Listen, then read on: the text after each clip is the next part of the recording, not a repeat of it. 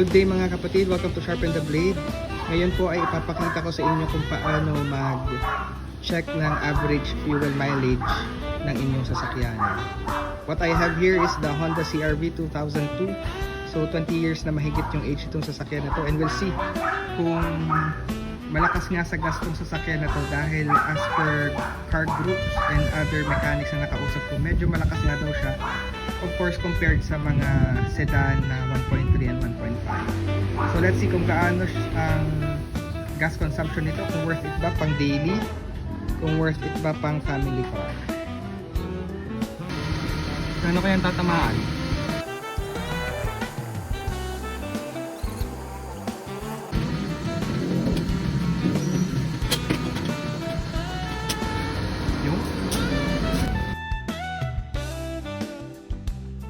Masarap mag-full tank din sa refill. Pinakamura din sa hilera ng Sabang sa Lipan. Dito tayo sa Petron.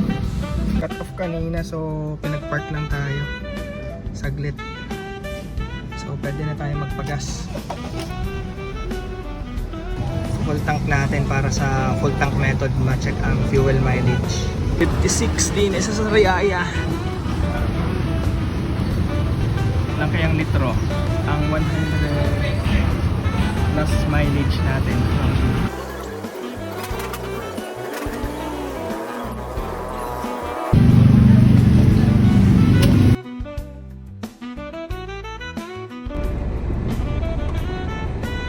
So yun ang mileage natin, mukhang maganda ah. Ilang liters lang, almost 10.9 liters yung automatic full tank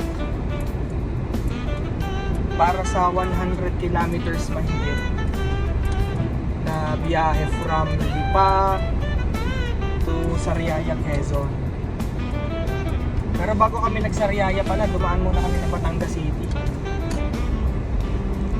So i-compute natin mamaya. So 103.3 yata kilometers dun sa ating 3 liter divided by 10.9 liters. Kita natin yung kilometer per liter mileage. Oh, maganda. Mukhang maganda. Tingnan natin. Ito kasing CR-V 2002. Imagine yung 20 years old na mahigit. Tanda pa nga sa mga anak natin. Sa anak ko. Pero yung mileage, laging sabi ng tao, yung mileage niya medyo malakas sa gas.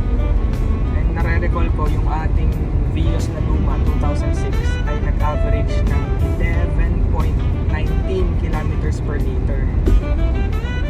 So i-compute natin tong ating CR-V 2002 K20 engine 2 liters kung anong konsumo niya.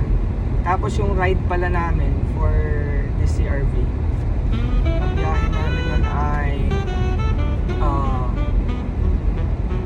Lipa to Batangas, tapos Batangas to Sariaya, Quezon. Ang banayad lang yung apak.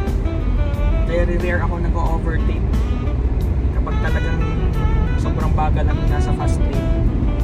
Tapos ang takbo natin is 60 to 80 yung average na range.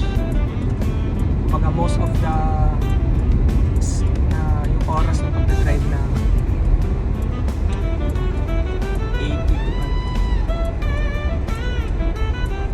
60 to 80 lang.